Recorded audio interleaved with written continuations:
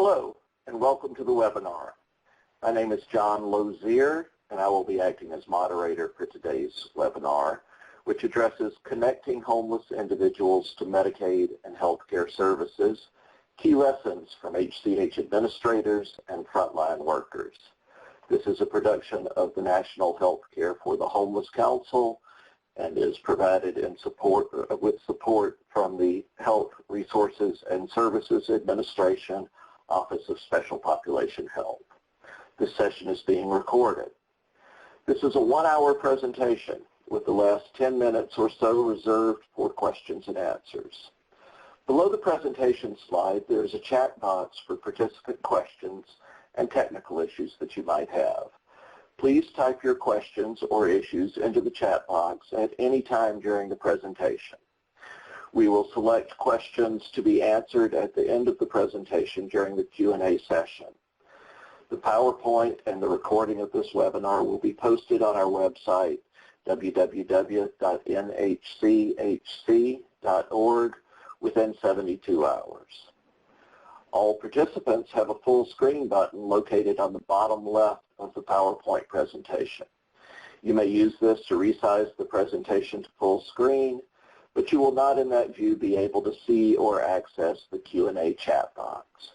To do so, simply re-click the full screen button and revert to the original view that you see now. Please unmute your speakers or for audio. You'll not be able to hear this presentation over the phone, only over speakers on your computers. If we are unable to respond to questions that you might present during this hour, we will include our responses in the archived webinar, which again will be posted on our website within 72 hours. Let me move now to tell you a little bit about this webinar itself and our presenters. They are Rachel Arguello, a policy analyst with the Kaiser Commission for Medicaid and the Uninsured, Kevin Lindemood, President and CEO of Healthcare for the Homeless in Baltimore, and James Kowalski, a PATH outreach worker and a mental health professional with Heartland Health Outreach in Chicago. We've been pleased to collaborate with Kaiser Commission for Medicaid and Uninsured in the development of some of the information you'll hear today, and are pleased that both Baltimore Healthcare for the Homeless and Heartland Health Outreach in Chicago are organizational members of the National Healthcare for the Homeless Council.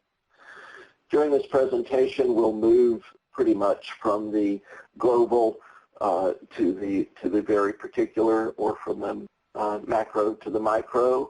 Rachel will be discussing Medicaid expansion and findings from a recently released policy brief which described focus groups that the Kaiser Commission and the National HCH Council conducted together.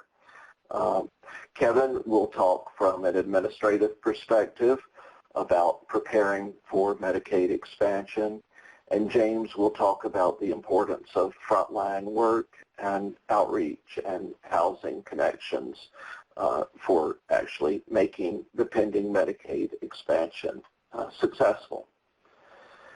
Many of you on the line probably all of you are aware of the scope of homelessness in our country. The one-night point-in-time count number for January 2011 was 636 and 17 people known or thought to be homeless in the United States. We believe that that number is inaccurate and is actually a lot greater. But we note that within that count, 63% were individuals, 62% were in shelters, a large number were also unsheltered, and 17% were thought by the enumerators to be chronically homeless.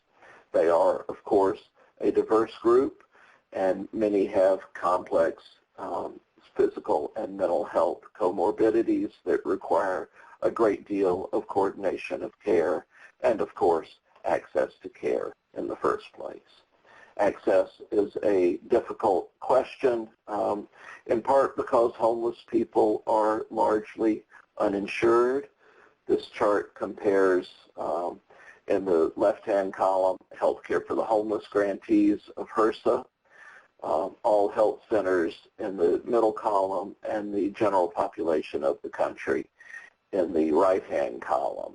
As you see, 62% of HCH clients were uninsured in 2011, compared to 36% of all health center clients, and only, still an intolerable number, 16% of the population generally.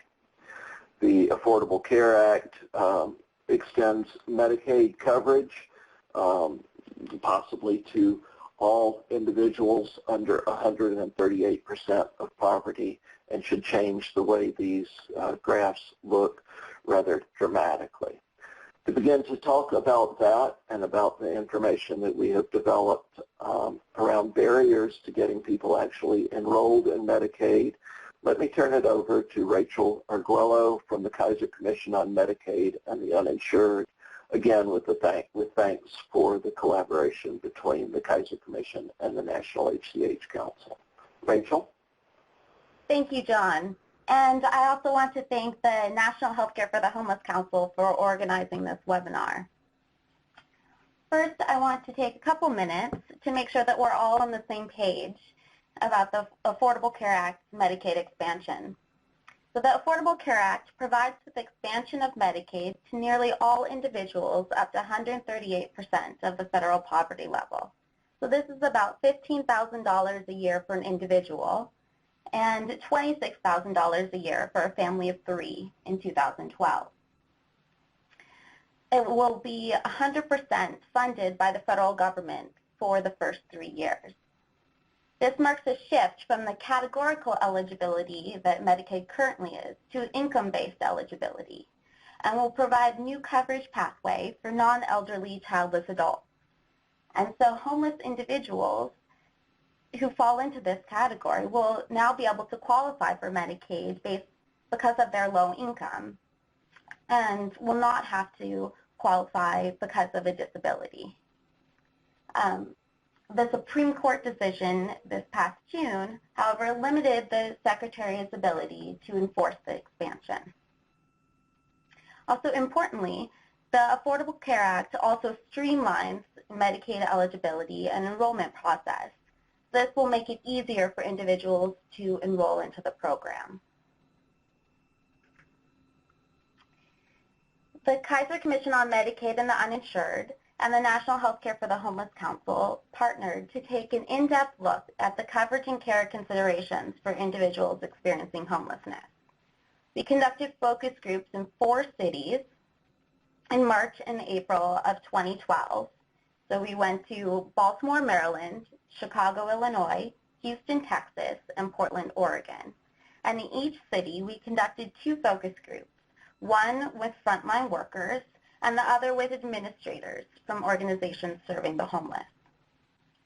Several key themes emerged relating to the barriers to Medicaid enrollment, strategies to overcome these barriers, current access to care and coordination of care, and potential opportunities and challenges looking forward. Individuals experiencing homelessness currently face a multitude of Medicaid enrollment barriers. They currently have very limited Medicaid eligibility, so in most states they must either be disabled or have a minor child to qualify for coverage. And when eligible, they often distrust the system and have been disengaged for years. Current Medicaid applications are very confusing, and so individuals often have trouble understanding and completing them.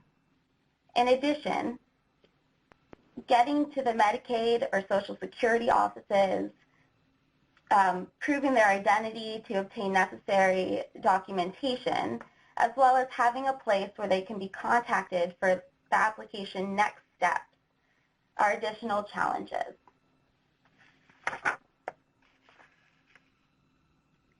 The frontline workers and administrators we spoke with shared several strategies for overcoming these enrollment barriers. They stressed the importance of outreach staff who can provide relationship building, which is often a gradual process and can take months or even years, and the importance of meeting individuals where they are. They also stressed the importance of meeting individuals' immediate needs as a way to start building trust, as well as educating homeless individuals about Medicaid and about what they can expect from the enrollment process.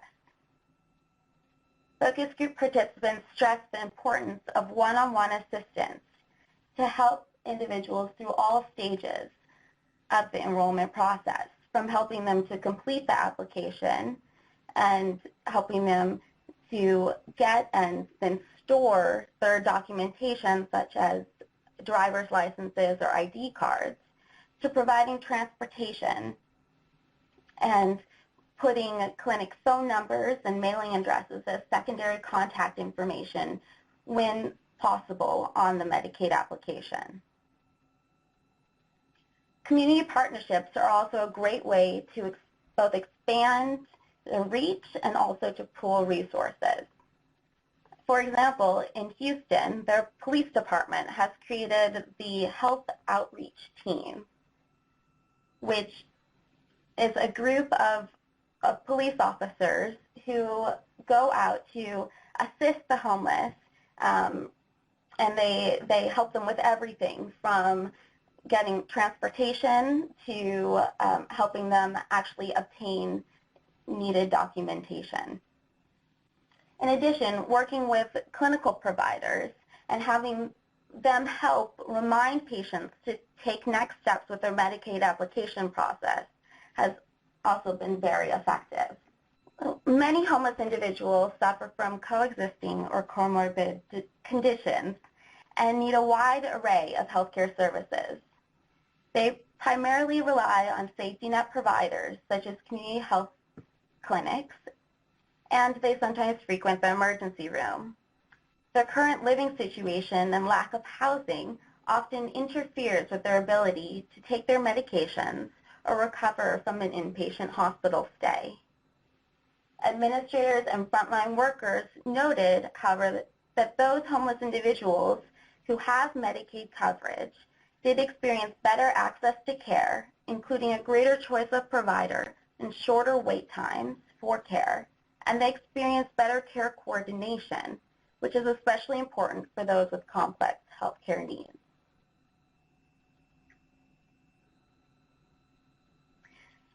The Medicaid expansion and the Affordable Care Act has the potential to lead to better access to care, better management of healthcare conditions, and improved health for homeless individuals. With expanded Medicaid coverage, there will likely be a reduction in healthcare costs due to earlier treatment and more appropriate treatments of health conditions. This will also lead to a decrease in the use of emergency room because individuals will have additional options for where they can receive care. Expanded Medicaid coverage will also mean savings for states due to a reduction in their uncompensated care costs and the use of other state-funded services that will now be provided through Medicaid. The expansion will also mean an increase in Medicaid reimbursement for providers who currently see a largely homeless and uninsured population. In addition, focus group participants also identified some broader social and economic benefits of expanded coverage, including higher employment and lower rates of individuals returning to jail.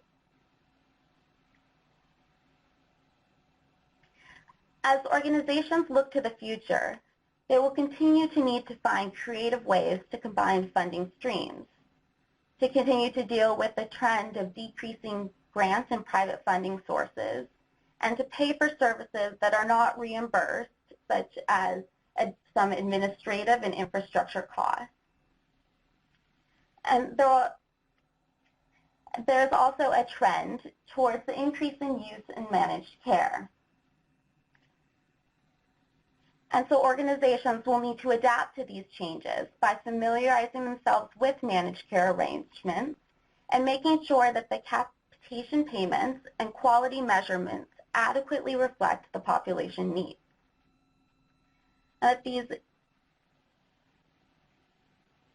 And that given the complex health and social needs of the population, there are sufficient providers and services available to them.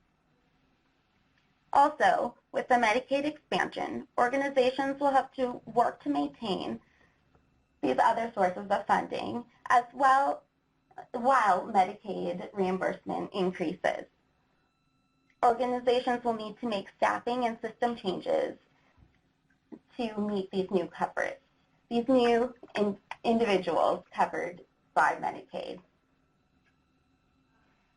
In conclusion, for states that go forward with the Medicaid expansion, this will create a new coverage pathway for individuals experiencing homelessness. However, continued work and support for outreach and enrollment workers will be very important. Individuals will also need to access a broad array of services, and so be very beneficial for homeless individuals to have access to the full Medicaid benefits package. And they will likely, in addition, need additional supportive services, including housing, to meet all of their needs. Increasing Medicaid coverage among the homeless population offers many significant benefits, including, as we've already discussed, increased healthcare access and improved management of their health conditions. There will also be financial benefits of Medicaid reimbursements to providers and states. Also, as discussed, providers serving the homeless population will need to make administrative, staffing, and financial changes to prepare for the expansion. Thank you, and now we'll hear from Kevin Lindemood from the Healthcare for the Homeless, Baltimore. Thank you for that overview, Rachel. This is Kevin from Healthcare for the Homeless in Baltimore. I really appreciate the Kaiser Commission's work on this, the National Healthcare for the Homeless Council's work on this. This is a really important set of issues that just has enormous implications for organizations serving vulnerable people. I'm also very thankful, as are we all, I believe, to Kaiser Family Foundation's President and CEO Drew Altman for his recent blog, his recent issue of Pulling It Together, which really talks about the extent to which this is a true game changer for people experiencing homelessness and allows us to re-energize our national efforts, not just to manage homelessness in our communities, but actually to end it by supporting people in permanent housing and giving them the services that they need, in many cases made possible by increased access to Medicaid. So I'll set the context a bit and talk about Medicaid expansion from an administrative perspective. We, of course, have an environment of ever-growing human need. The recent Census Bureau data released just earlier this month shows that the gap between very rich and very poor has widened to its greatest level since 1967, that income inequality and poverty itself are increasingly entrenched in the United States, with poverty essentially remaining the same. The basic data in a nutshell is that if you were poor, you're still poor. If you were rich, you're still rich. And if you were in the middle, you were more likely to be poorer than richer. Of course, nonprofit organizations and service organizations have also faced an incredible period of economic uncertainty. Many organizations have not been able to give raises to their employees, for example, and have been holding steady at best or scaling back their services since 2007. And as there have been signs of economic recovery, it hasn't necessarily benefited those at the bottom. And of course, we're at a period of intense political and ideological division. In this context, of course, there is this great promise of Medicaid expansion. And we'll turn our attention to that. And the mind of the administrator, I think, particularly the executive director or CEOs of Healthcare for the Homeless projects and of community health centers, as well as senior leaders, really need to be in 4 places at once.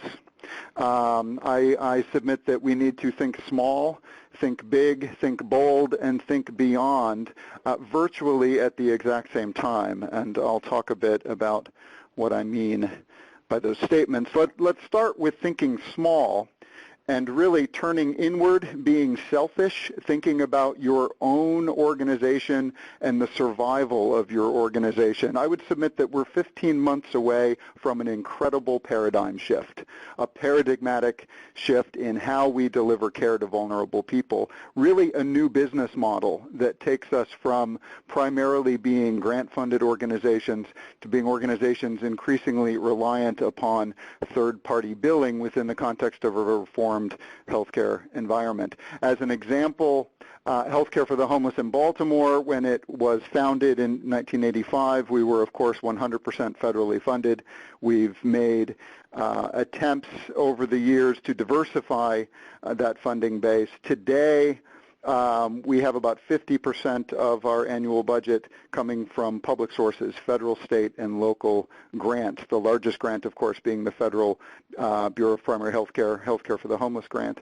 About 35% derives from third-party billing, Medicaid, Medicare, some local indigent care programs. The rest from unrestricted sources, individuals, corporations, foundations. Of course, we're shifting to a time where we will be billing not just for 30% of our clients, but perhaps 85, 90% of those that we're serving.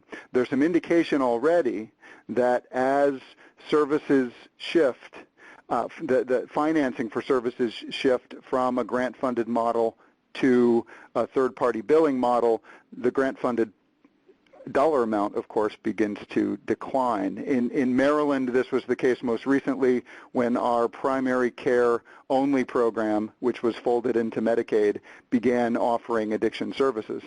And what the state of Maryland did was move targeted grant dollars away from the Alcohol and Drug Abuse Administration and folded it into Medicaid. They ended up getting a federal match.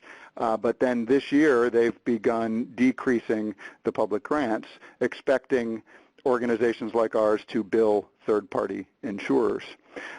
This, I think, will happen increasingly, of course, once we get into 2014 and beyond. What does this mean for organizations that have been primarily grant-funded? Of course, it means that we need to look at our billing systems, at our accounts receivable, at our patient billing. What does the system look like? What do the processes look like within the organization? What are the people that we have doing billing work? When you're in an organization where such a small percentage derives from billing, you tend to commit more of your resources on the grant management side and less on capturing money from third-party payers. Well, we're entering into an entirely different new day, and I think it's quite clear that organizations that don't adapt to that model, beginning now, will have difficulty competing in a reformed healthcare environment if they're not able to capture payments from third-party billers. So we're finding in Maryland an intense internal focus right now in order to capture resources. And it's important, really, regardless of what ultimately happens with Medicaid expansion. If there are states that choose not to expand Medicaid to the new population, it's going to be even more important for programs to capture what they can from those patients that are indeed enrolled in Medicaid, as it's clearly the case that grant resources will be declining. There's also an opportunity now, I believe, to do a true client-focused assessment of the services that you provide. And while Healthcare for the Homeless projects generally have evolved into organizations that provide comprehensive medical assistance, behavioral health services like mental health and addiction treatment, outreach services, whole range of supportive groups, there are many organizations that have not traditionally served vulnerable populations experiencing homelessness that then will have opportunities to serve this population, or may find that this population is attractive because they actually have insurance associated with them. But it's a real opportunity to make sure that the services that you're providing in your organization are the services that people need, not just to gain access to health services, but to achieve greater stability, residential stability, of course, being the greatest way to improve access to health. It's also an opportunity to develop now, in thinking internally, relationships with payers and to enroll individuals in programs for which they are eligible now. This has particular relevance in some states, like Maryland, where there is a primary care only program or an indigent care program, as some states have, that's serving the single adult population. Many states are looking for ways to essentially flip a switch so that these individuals will be Medicaid eligible in 2014 and in fact be automatically enrolled. Hasn't fully been worked out yet, of course, state to state, but the point being, develop relationships with third-party payers, those agencies that are administering your Medicaid programs, the managed care organizations that might be administering the program, and enroll people in programs for which they are eligible now to make it easier to convert them to Medicaid in 2014. At the same time that we think small, that we think internally, we have to think big. We have to think externally and develop ways to shape the external conversation.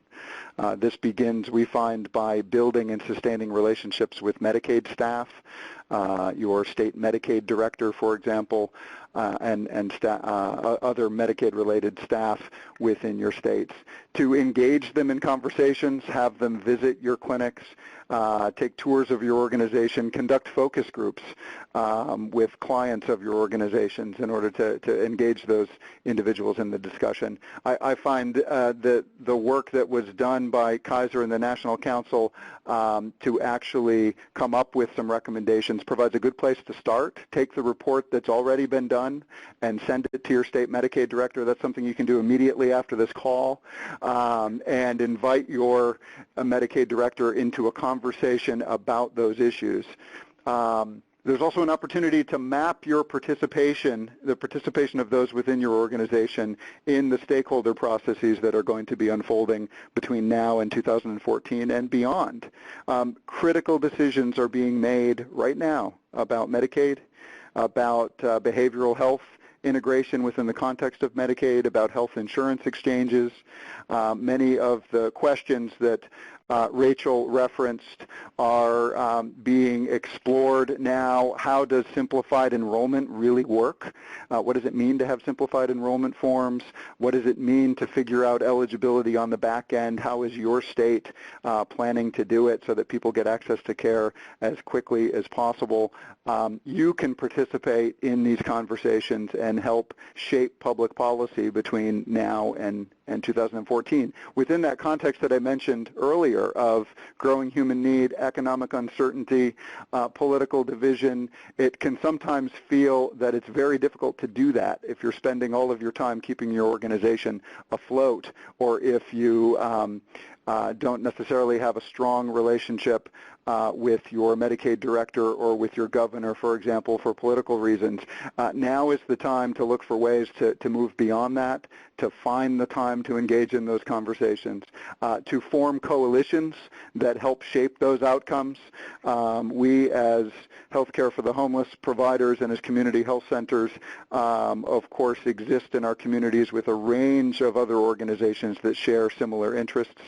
and working in coalition in order to ask questions, for example, about outreach and enrollment and how the state intends to fund it is often a better way to go than to go in solo. Go in representing the 16 community health centers in your area, or go in representing all of the organizations that work with poor and vulnerable people in your city, and one has a better chance of shaping those outcomes.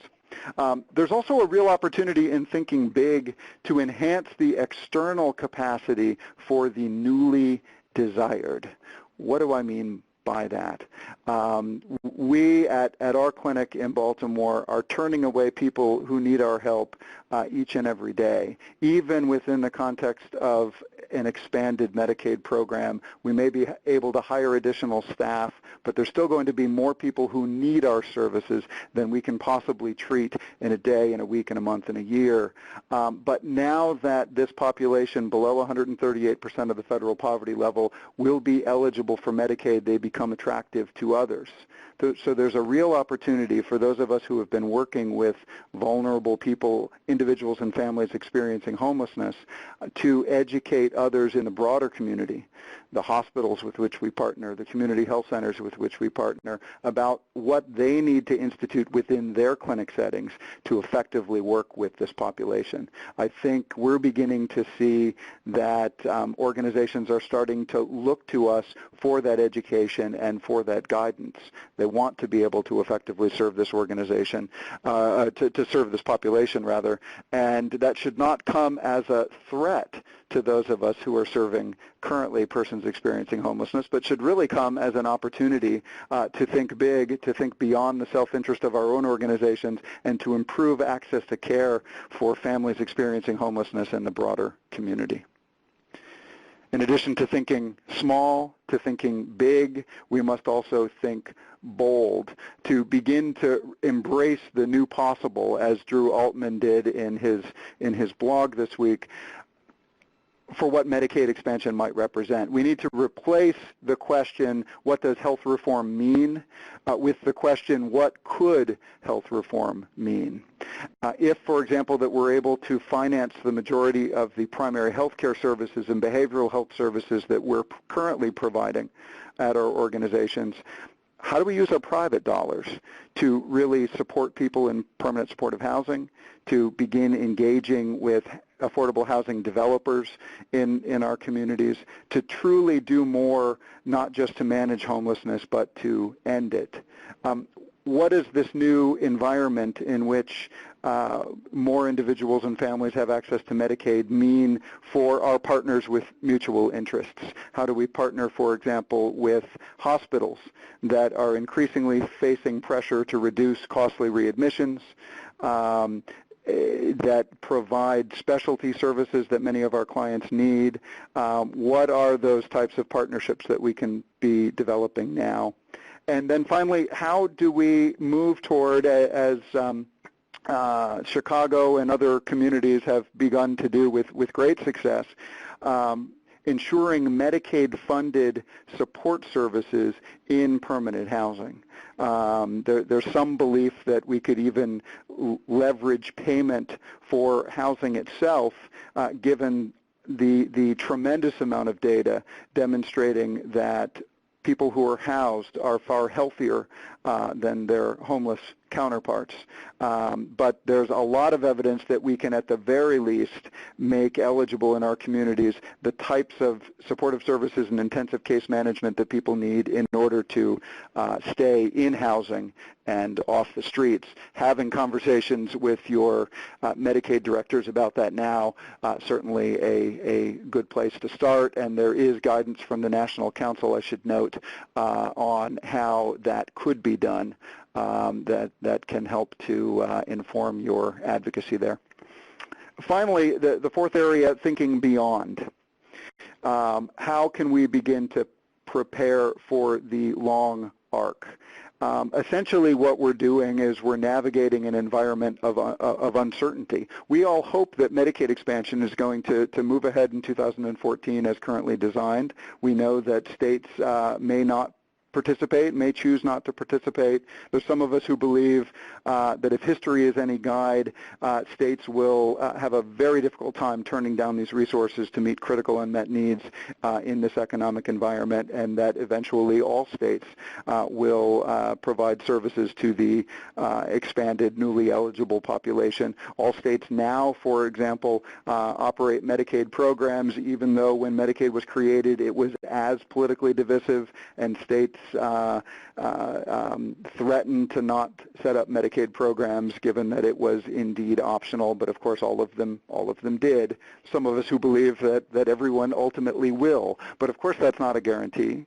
Though the Supreme Court hurdles have been navigated, the election is still in front of us.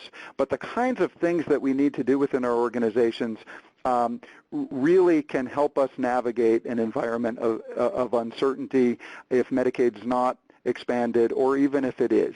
And we should remember that even when Medicaid gets expanded in 2014, there will still be many questions. There will still be years and years of opportunity to shape the way Medicaid is implemented and tweaked and reformed ongoingly, and to address many of the critical unmet needs that haven't been solved through the current round of health reform. Undocumented people, for example, as was referenced earlier in the call, still will not have access to services, and we have an opportunity to continue reform efforts to include all populations and not just a few. We need to develop priorities within our organization that are designed for environmental uncertainty. And I would submit that one of those should be the integration of services and advocacy within your organization. How do service organizations have the capacity, not just when the executive director has time to do it, or not just when someone gives you a grant to hire a public policy person to engage in advocacy, but how can you invest in advocacy capacity for the long term to participate ongoingly in public conversations that will shape and reshape Medicaid expansion, health reform, and future initiatives. Other things right on the horizon after Medicaid expansion, I believe, will be the reshaping of targeted programs. What will be the relevance of the Healthcare for the Homeless program in a new environment?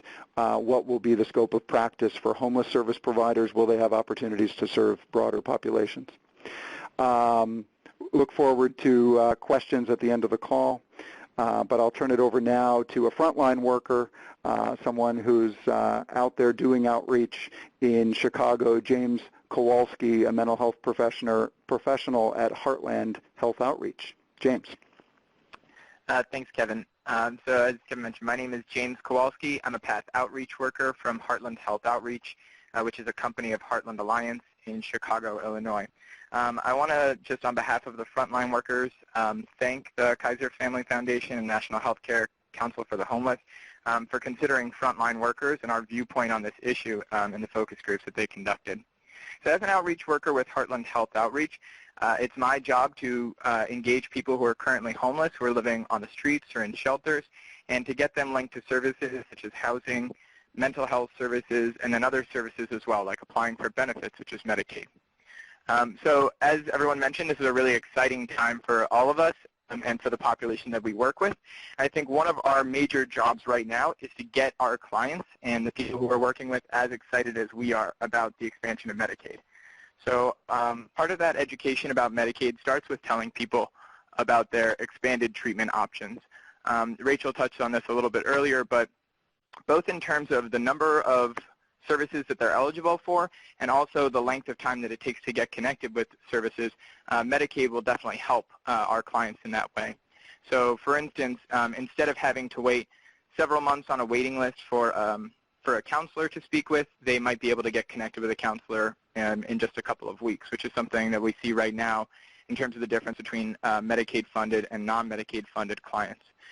Also, Kevin touched on this, but supportive services have been moving in the direction of requiring third-party billing over the last few years, and so our clients are going to have more supportive services available to them if they do have Medicaid.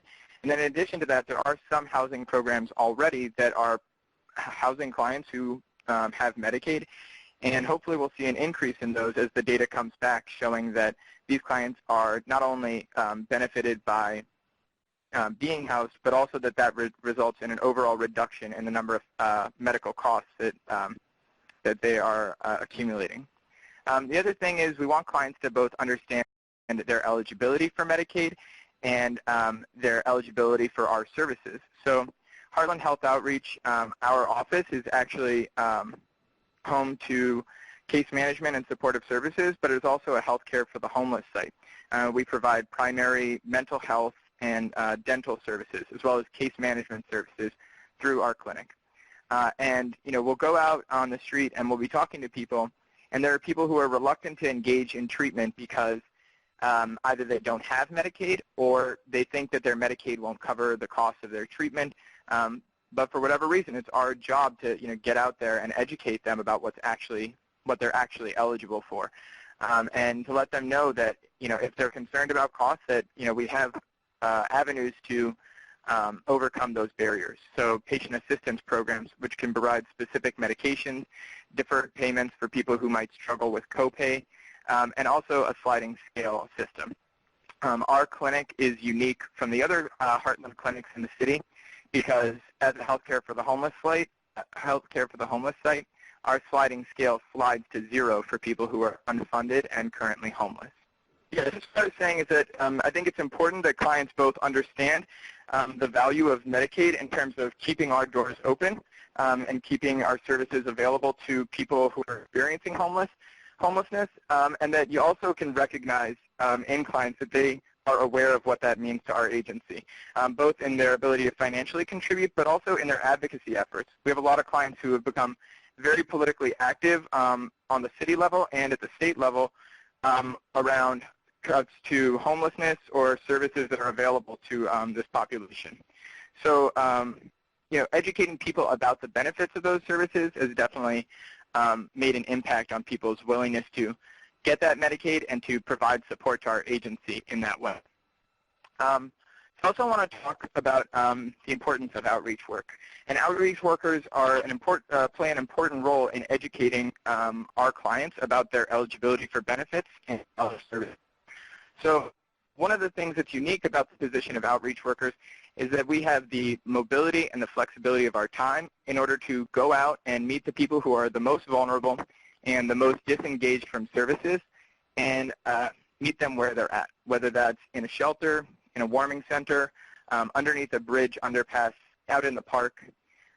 And by having that flexibility, we meet people not only literally where they're at, but also provide the services that they need in terms of where they're at. So a person may not be thinking about the fact that they want Medicaid or medical services. They might just be thinking, I need a warm meal. I need a place to stay tonight. I need an ID card. And so I think of one client in particular who's a good example of this, and it can be a long process of developing or can take a long time to develop.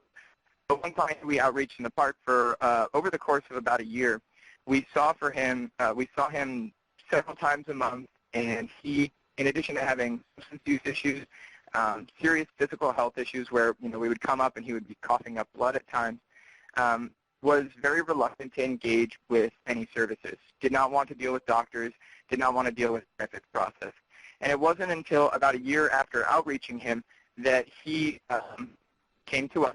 He didn't have an ID card. He had lost his in the process of getting hospitalized. So it was that small service, meeting him where he was at on that eventually got him into the door of our agency, and then over time connected him to other services. So first a program that provided a weekly meal, then the doctors that were downstairs in the clinic, and eventually he was able to get housed actually through one of our programs as well. So we know that our clients have a reluctance to engage because they've been burned in the past, whether by being unfairly denied or by just having to wait 8 hours at the county hospital in order to get treatment. And so it's our job to support them and to let them know that we're going to remove the barriers as much as we can that have stopped them from getting the services they need in the past. So here's a list of some of the things that we can do, such as just having a regular contact person, someone who they can follow up with about their treatment, but also about their process of applying for Medicaid. Also a place to keep documents and a regular address to use. So as opposed to having to worry about where they last stayed or a family member or a friend to connect them, they have a stable, supportive environment where they find out about what's happening with their application. And we let them know we're going to be with them every step of the process through the application, collecting the medical documents that are needed, and also getting to the appointments when they come up, which is oftentimes one of the biggest barriers people face is I knew there was an appointment, but I couldn't get there on time, or I had no way of contacting the public aid office. So what also assists us in facilitating that process is having specific staff dedicated to applying for benefits and entitlements. Heartland Health Outreach has actually increased this staff over the last year from 1 to 3 staff members. And we have these 3 staff members who are specifically dedicated to applying for SSI and Medicaid with people. These clients are referred either through our clinic or from our outreach team to work with the benefits and entitlement workers. And they're in a particularly helpful position because they have an experience with the application, with the specific language that's required, with the gathering documentation as well. And so it also provides another contact person for the client in terms of finding out what's going on with their application and making sure that they're on top of everything that needs to be done. Another thing that our benefits and entitlement workers have been able to do is develop contacts with specific workers at the public aid office. So instead of submitting an application to an online system or a paper application to a stack of 100 others, our benefits and entitlement workers hand off the application to a specific worker at the office, and they have that worker as a contact person to follow up with to make sure that everything's being taken care of for that application. The other thing I want to talk about just to finish up is how getting people engaged with the basic services is a step in the process towards housing. So by receiving treatment services from our clinic, it develops an organizational attachment. So I've been on the street and met people before who I was meeting for the first time, but mentioned that I was from Heartland Health Outreach. They said, "Oh, I know Heartland. Yeah, Bethany over there helped me when I was sick," or Sarah gave me the TB test I needed to get into the shelter. And so they have this positive attachment with our agency and thereby are more willing to engage with an outreach worker and hear about the other services that we have to offer. The name Heartland, I think, also comes into play in terms of community connections as well. So when somebody sees someone who is in need, sees someone who is homeless out on the streets, they'll call our agency and say, hey, you might want to come talk to this person.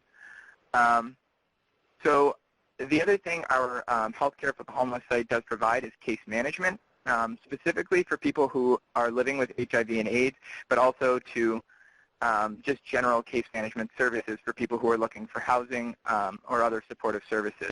And so that case management can then link people to filter them into the additional services they might need. If they're looking for group counseling, if they're looking for a community support team, if they might need residential housing services.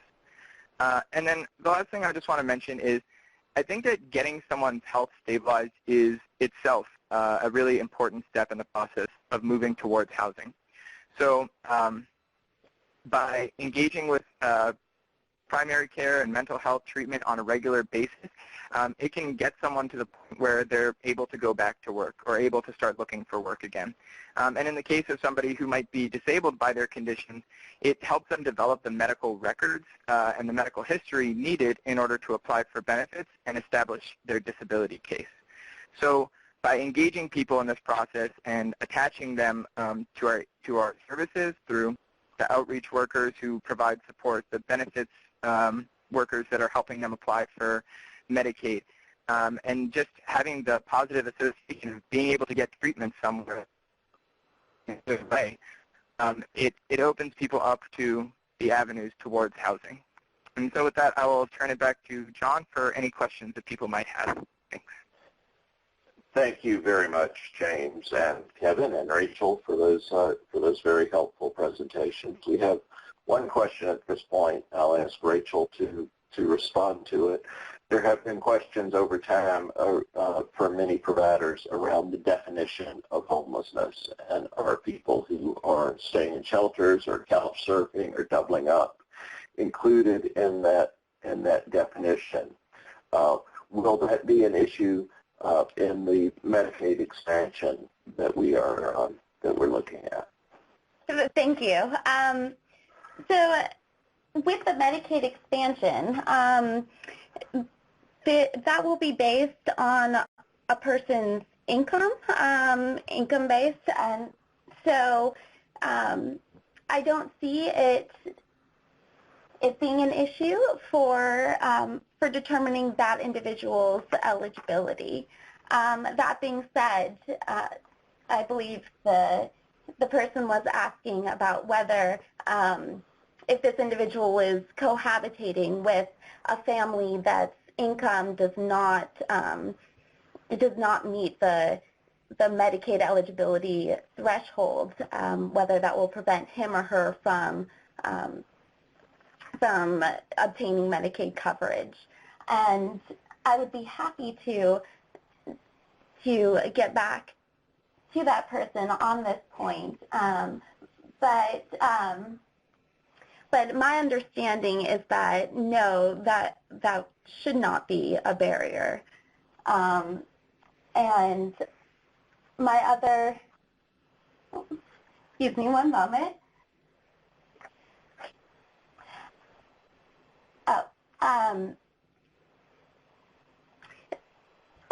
Barbara from Healthcare and the Homeless Council did mention that homelessness is defined differently by HUD and HHS.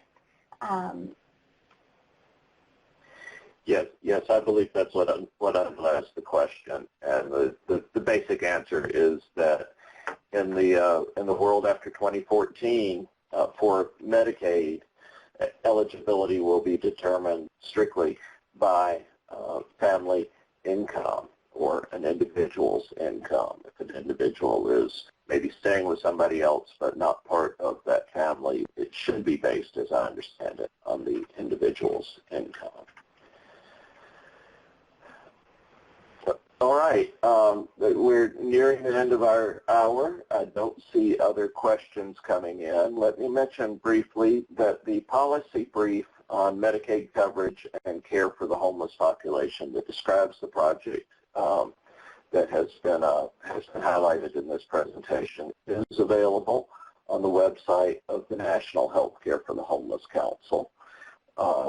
You see here the link to that policy brief and to other health reform materials, both of the National Healthcare for the Homeless Council and of the Kaiser Family Foundation.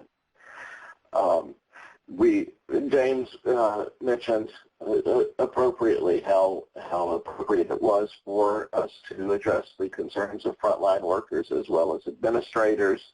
Our vision does not end there. We've also done the consumer participation outreach exercise with the National Consumer Advisory Board around consumers' perceptions of what's effective in outreach and enrollment practice, and we'll shortly be publishing the results of that survey on our website. And as your projects move toward implementation of changes in order to accommodate the expansion of Medicaid, technical assistance and training are available through the National Healthcare for the Homeless Council, again on our website under the Training and TA tab. You can request technical assistance on a number of issues, just about any issue, but certainly including the ones we have raised today. I see there might be another question. There's a question, the ACA will ask people to consider enrolling online. Will this be more efficient for the client? This will be more efficient for the client as well for the state. What are Heartland Health Alliance's plans around online enrollment? James, do you have a response to that? Yeah, what I can say right now is I know that there is currently an online application process for Medicaid, and that tends to be a quicker process, a more efficient process than the paper application itself. But what we found to be most efficient is having our benefits and entitlement workers directly submitting applications to a specific staff member. So that's turned out to be even quicker. Now, once the expansion happens, I don't know that we've planned entirely of how we're going to accommodate that. So if we'll still have the benefits and entitlement workers passing off the applications directly, or if we are going to just have more outreach workers filling out the online applications. So I don't think we have a certain answer on that so far, but definitely the online application is something that we as outreach workers have experience dealing with ourselves, in addition to the benefits and entitlement workers. In Maryland, our state's still working on the online application, but we're talking at Healthcare for the Homeless about equipping our outreach staff with mobile devices that would not only allow them greater access to our electronic healthcare record, but would also let them enroll people online when they're meeting them on the streets. Wonderful, thank you. And another question here, we've got a minute or two left. Are there examples of consumers being directly involved in enrollment and outreach activities for Medicaid enrollment at HCHs? Kevin, are y'all doing that in Baltimore? Are consumers involved in these activities? We're not currently involving folks in direct Medicaid enrollment activities, but I think the simplified enrollment form in 2014 will indeed open that up. I know Medicaid expansion is something that our consumer groups have been talking about. I think it's a fantastic idea from David to involve folks in actual enrollment. Yes, and James, do you have perspective on that? Yeah, I can't speak to the enrollment aspect, but definitely outreach activities are a place where we've included clients. You know, indirectly in that a lot of our referrals to our services come from, you know, a former client who told a friend who needed help. But also our outreach team have brought clients with outreach work in order to engage with the population. So I don't think it's unreasonable to think that that can be transferred over as part of the enrollment process as well. But definitely in doing outreach work, we have incorporated consumers and peers in the process.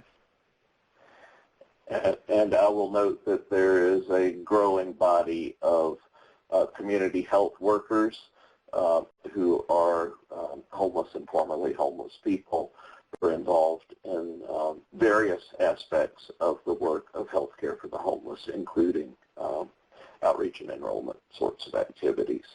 The National Council has a CMS Innovations Grant where we're demonstrating the use of community health workers to divert frequent users from to redirect frequent worker users from hospitals into more appropriate primary care, and that ultimately is certainly going to involve enrollment activities if that's needed in particular cases.